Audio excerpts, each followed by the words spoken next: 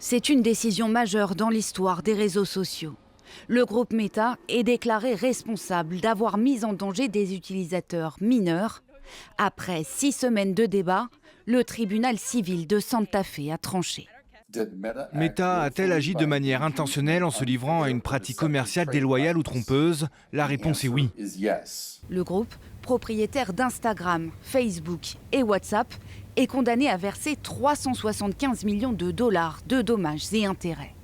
Les sollicitations à caractère sexuel auxquelles sont exposés les enfants étaient au cœur des débats. Durant sa plaidoirie, la représentante du ministère public a accusé Meta d'induire en erreur les usagers sur les mesures de protection des mineurs. Les victimes sont des enfants.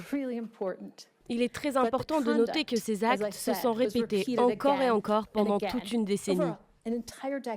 Et cela a été fait tout en sachant que cela causerait un préjudice grave.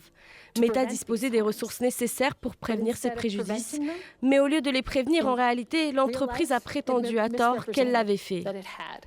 Meta annonce faire appel de la décision et affirme de son côté avoir toujours œuvré à la protection des utilisateurs.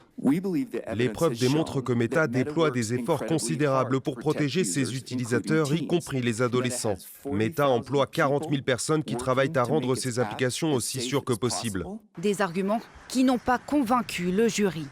Jusqu'ici, les opérateurs des réseaux sociaux avaient échappé aux poursuites en faisant valoir une loi les exonérant de responsabilité pour les contenus mis en ligne par les utilisateurs. Mais dans ce procès, comme dans un autre, en cours à Los Angeles, axé spécifiquement sur le caractère addictif des applications, les plaignants adoptent une nouvelle stratégie et attaquent la conception même des plateformes. 2 procès qui font office de test pour l'avenir de milliers de plaintes similaires aux États-Unis.